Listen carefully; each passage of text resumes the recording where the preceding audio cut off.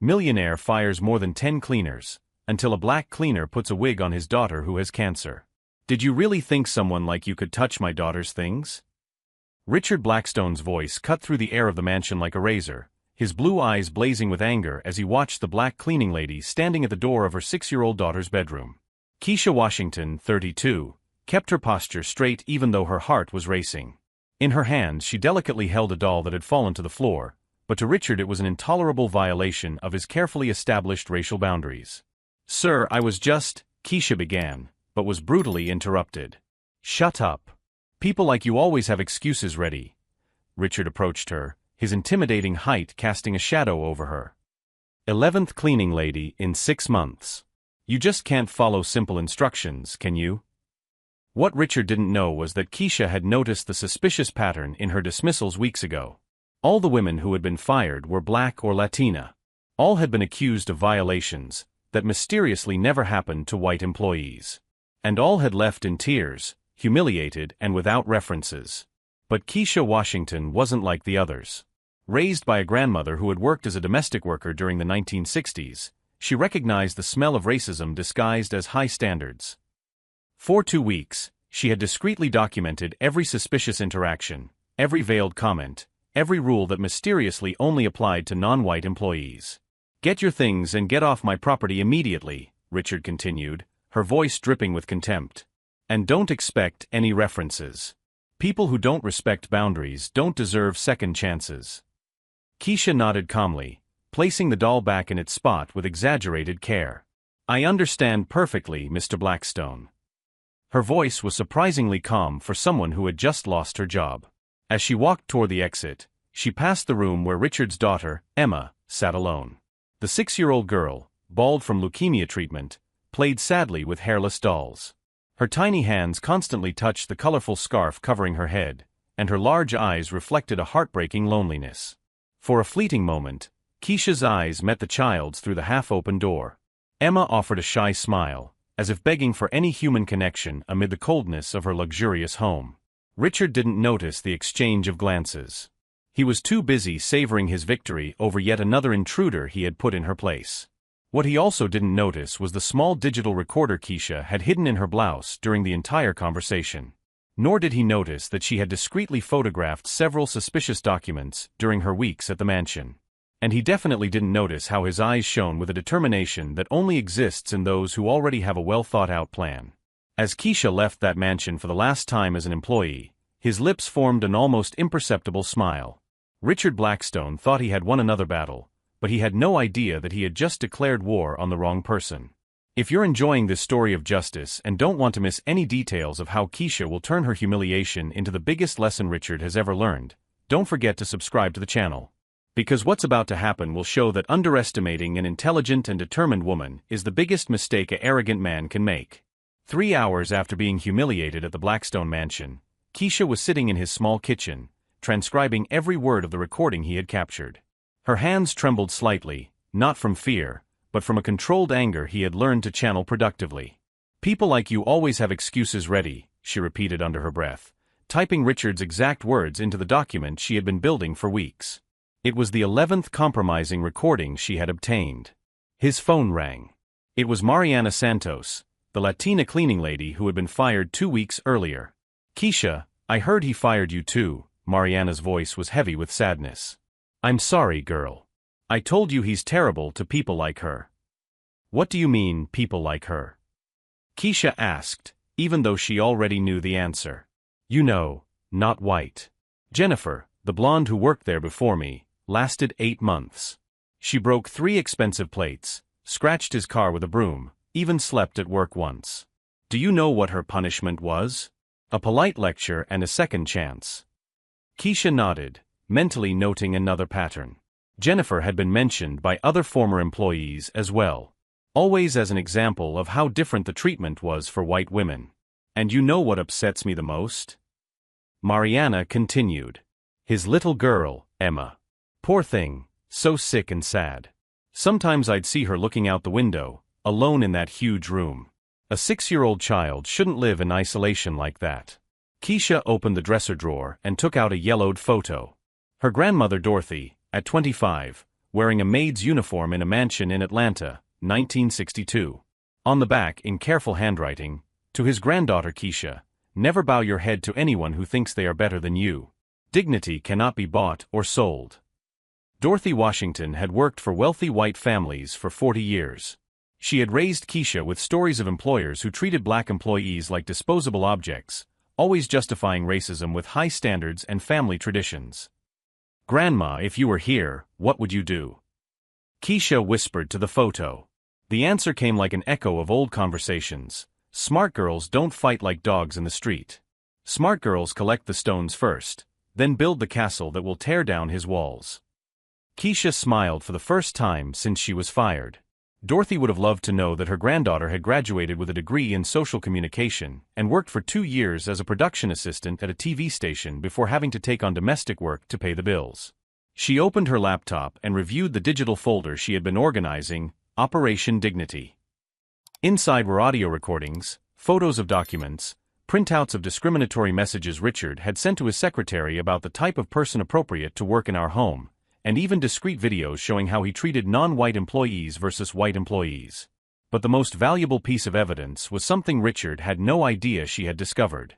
During her second week at the mansion, while cleaning his office, Keisha had found a forgotten folder on her desk. Inside were emails exchanged with other wealthy businessmen in the area, openly discussing how to filter out undesirable candidates for domestic positions using discrete codes in job ads.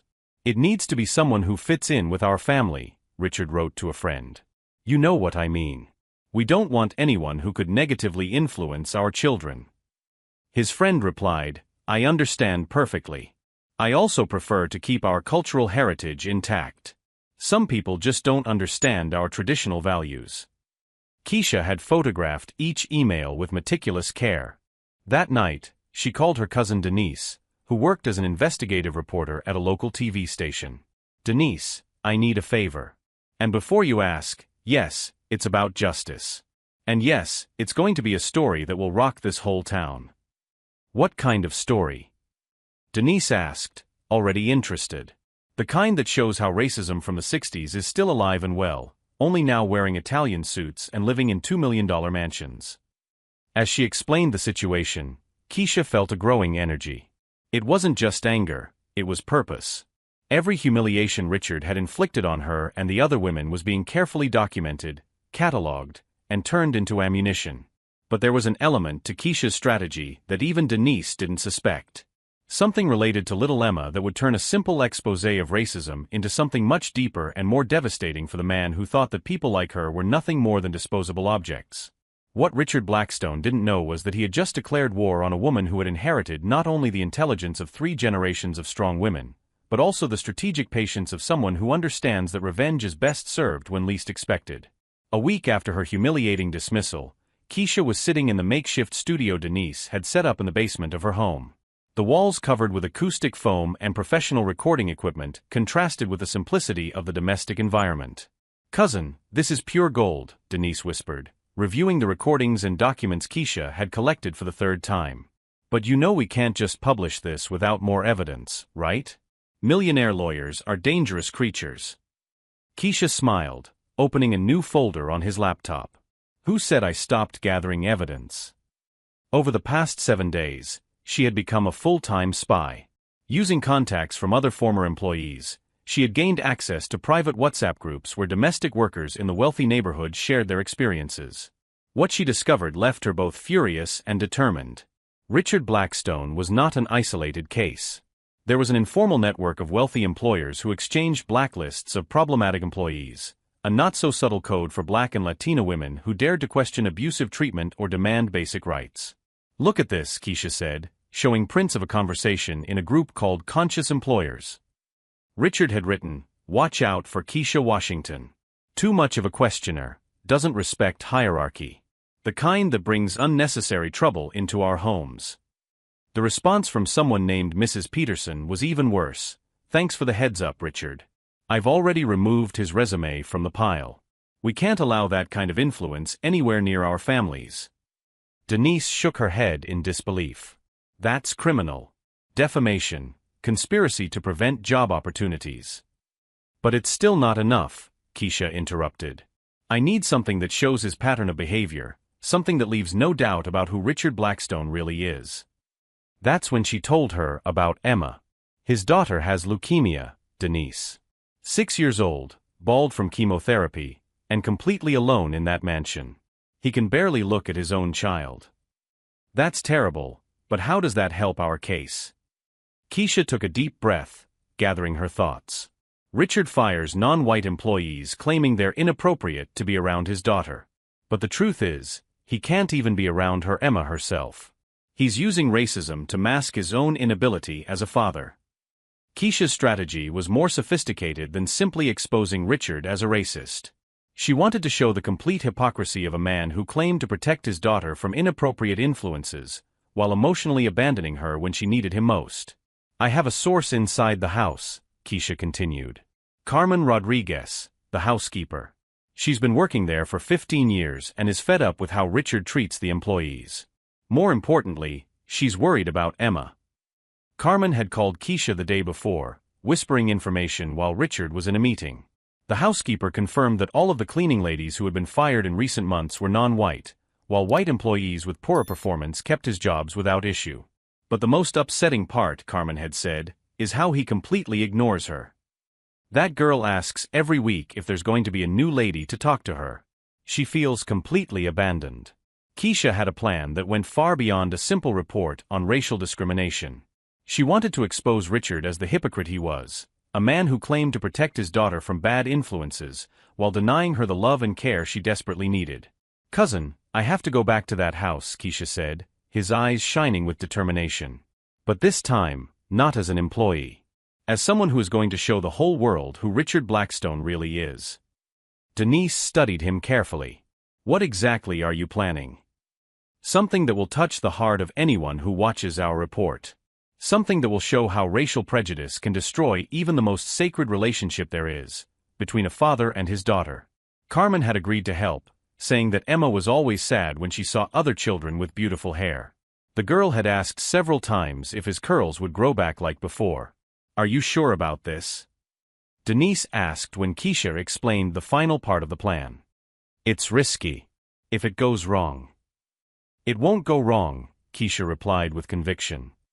"Richard Blackstone has spent months humiliating women like us, claiming we're not fit to be around her. Well, I'm going to show him and the whole world what it really means to care for a child with love and compassion." The plan was simple in her genius. Keisha would return to the mansion over the weekend when Richard was at his exclusive golf club, another detail Carmen had provided. She would give Emma the wig and document the girl's entire reaction with hidden cameras Denise had lent her. "Imagine the scene," Keisha explained. A 6-year-old girl with cancer, emotionally abandoned by her racist father, receiving love and care from one of the black women he considered unfit for her family. But there was something even Denise didn't suspect about Keisha's true motives. Something that would make her revenge against Richard even more personal and devastating. As she organized the final details of her plan, Keisha looked again at the photo of her grandmother Dorothy. There was a story she had never told anyone, not even Denise. A story about a little girl who had lost her hair because of an experimental drug in the 1960s, and how a black maid had been the only person to show her affection and care when the white family she worked for rejected her. That little girl had been Keisha's mother. The revenge against Richard Blackstone was about to become much deeper than a simple exposure of racism. It was about breaking a cycle of prejudice and abandonment that had lasted for too many generations. And when Richard discovered the truth about what he had lost by underestimating a woman like Keisha Washington, it would be too late for any kind of regret. For a moment, as she tested the recording equipment she would use over the weekend, his eyes flashed with an intensity that made it seem as if she held secrets capable of rewriting not only her own history, but that of everyone who had ever been deemed unfit by men like Richard Blackstone. On Saturday morning, while Richard was at his exclusive golf club discussing business with other members of the local white elite, Keisha approached the Blackstone mansion with her heart pounding but her mind absolutely focused. Carmen had left the back door unlocked as agreed. The discreet cameras Denise had provided were perfectly positioned in her blouse and the small bag she was carrying. Every movement would be documented in high definition. "Emma, honey," Carmen called softly as Keisha entered the kitchen. "There's someone here who wants to meet you." The 6-year-old girl appeared at the top of the stairs, wearing pink pajamas with unicorn prints. His colorful scarf was slightly askew, revealing part of his bald head. Her large eyes lit up when she saw Keisha. "Hi, Emma," Keisha said softly, kneeling down to the child's height. "My name is Keisha. I hear you're a very special princess." Emma descended the steps timidly, but with obvious curiosity. "You're pretty," she said with the natural honesty of children. "Why did Daddy say people like you can't work here?" The question hit Keisha like a punch, but she kept her warm smile. "Sometimes adults say things that don't make sense, his sweetie. What matters is how we treat each other with kindness." It was then that Keisha carefully removed the wig from her bag. The golden curls sparkled in the morning light streaming through the living room windows. "Oh my God," Emma whispered, her eyes filling with tears. "It's just like his hair used to be." "Would you like to try it on?" Keisha asked gently. With hands trembling with excitement, Emma removed his scarf and allowed Keisha to gently place the wig on her head. It fit perfectly. When Carmen brought a mirror, Emma let out a cry of pure joy. "It's me. It's really me." The girl began dancing around his room, the curls bouncing around his radiant face. "Thank you, thank you, thank you." The cameras captured every second of the transformation. The genuine joy of a child who had regained her self-esteem. The affection of a black woman whom Richard considered inappropriate, bringing more happiness to her daughter in 10 minutes than he had in months. "Can I show Daddy when he gets home?" Emma asked, twirling once more in front of the mirror. "Of course, Princess. I'm sure he'll be very happy to see her smiling like that." What neither of them expected was that Richard had decided to return early from the club. Problems with an important investment had left him irritated, and he wanted to review some documents at home. The sound of the key in the lock echoed through the mansion at exactly 11:45 a.m. "Daddy!" Emma shouted, running toward the front door, her golden curls flying behind her like a cascade of gold. "Look how pretty I am." Richard appeared in the hall and stopped dead in his tracks. His eyes moved from his beaming daughter to Keisha, who remained calmly in the room, and back to Emma. The expression on his face went through a rapid sequence: confusion, recognition, and then explosive rage.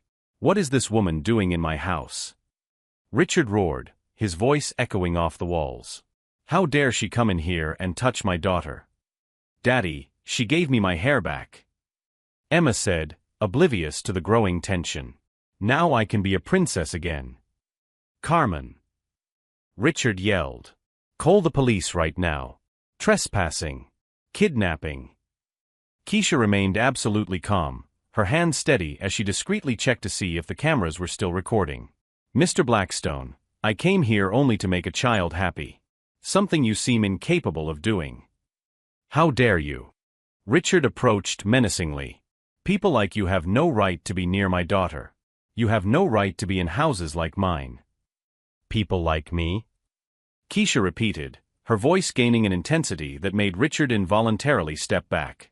"Black people, Mr. Blackstone? Is that what you mean?" It was then that Emma, still wearing the wig, stepped between the two adults. "Please don't yell at Keisha. She made me happy. Why is that bad?" The innocent question from her own daughter hit Richard like a slap in the face. For a moment he hesitated, looking at Emma, who was beaming, and then at Keisha, who was watching him with a smile that didn't reach her eyes. "Because she's not like us, Emma. She doesn't understand our values, our family tradition." "What tradition, Mr. Blackstone?"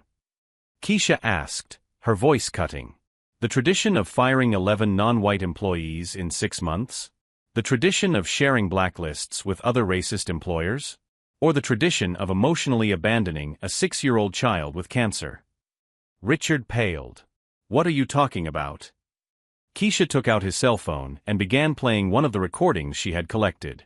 Richard's voice echoed through the room. "People like you always have excuses ready. We don't want elements that could negatively influence our children." "How did you get this?" Richard stammered, his face draining of color. "The same way I got this." Keisha showed him printouts of the emails he had exchanged with other employers. "And this," she displayed messages from the Conscious Employers group. "And especially this," she concluded, showing a video where he clearly treated white employees with courtesy and non-white employees with contempt. Richard tried to grab the phone, but Keisha quickly moved away. "Oh, Mr. Blackstone, these are just copies. The originals are already with people who are very interested in stories about systematic racial discrimination. You can't prove anything. This is invasion of privacy. Actually, a female voice sounded from the front door. We can prove everything. Denise entered with a crew of cameras, microphones, and live broadcast equipment. Good afternoon, Mr. Blackstone. I'm Denise Washington from Channel 7 News. We'd like to ask you a few questions about her hiring practices. Richard's face contorted in absolute panic. Get off my property. I'm going to sue you all. On what grounds? Keisha asked calmly. For exposing racial discrimination? For showing how you treat sick children? For documenting your own words? Emma, still wearing the wig, watched her father's transformation in confusion.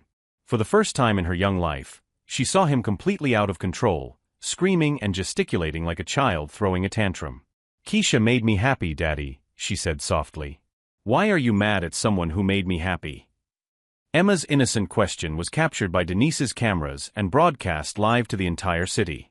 Richard Blackstone, the respected businessman, was being confronted by her, his 6-year-old daughter, about his racial prejudices. And when he looked around the room, at the cameras, at the evidence in Keisha's hands, at Emma questioning his values, at Carmen shaking her head in disappointment, Richard Blackstone realized he had completely underestimated a woman he considered unfit for his family. But the worst was yet to come. And what would happen in the next few minutes would turn her life into a public nightmare that not even all his money could erase.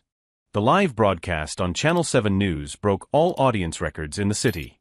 In just 2 hours, the video of Richard Blackstone being confronted by his own daughter about his racial prejudices had been shared more than 50,000 times. Keisha made me happy, Daddy. Why are you mad at someone who made me happy? Emma's innocent question, captured in high definition, had gone viral with hashtags like #EmmaDeservesBetter and #RacismExposedLive. 3 months later, Richard sat in his empty office, staring through the window at the for sale signs scattered across the lawn of her mansion. Her company had lost 80% of its contracts after the exposure. Corporate clients, embarrassed by their association with his discriminatory practices, had canceled million-dollar deals overnight. The Conscious Employers Group had been investigated by the Department of Civil Rights, resulting in class action lawsuits that cost members millions in damages. The informal blacklist they maintained was declared illegal, and each employee who had been harmed received significant compensation. Emma now lived with Carmen Rodriguez, who had been granted temporary custody after Richard was deemed emotionally unfit to raise a sick child. The girl, who wore her golden wig only when she wanted to feel special, had developed a healthy self-esteem away from her father's toxicity. Aunt Keisha, can I show you his new drawing? Emma asked, running through the garden of the modest house where Keisha now lived with Denise, after being promoted to assistant producer at the TV station. The drawing showed 3 women holding hands, a black woman, a Latina woman, and a little girl with golden curls. We're a real family now, Emma said, hugging Keisha tightly. The story had inspired a wave of similar reports. Dozens of domestic workers found the courage to expose racist employers, creating a support network that Keisha volunteered to coordinate on weekends. Richard, meanwhile, had lost not only his fortune but something far more valuable, her respect. Emma rarely spoke of him, and when she did, it was to ask why some people chose to be mean to others because of the color of their skin. During one of the last supervised visits, Emma had asked her father directly, "Do you not like me because I'm bald, or do you not like Keisha because she's black?" The question had left Richard speechless, forcing him to confront the hypocrisy that Keisha had so masterfully exposed.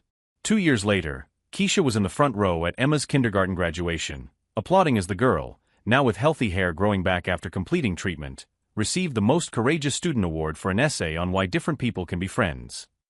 Richard watched the ceremony from afar, alone in his small apartment, working as a salesman at a furniture store after losing everything. Her arrogance had cost her not only her fortune, but the most precious thing she had, his unconditional love. Keisha's real victory was not destroying Richard Blackstone, but proving that a black woman unfit for her family was exactly who Emma needed to flourish, grow with dignity, and learn that love has no color, social class, or prejudice. If this story of courage and justice touched his heart, subscribe to the channel for more stories that show how true strength comes from facing injustice with intelligence, dignity, and a well-executed plan. Because sometimes karma needs a little help from us to work.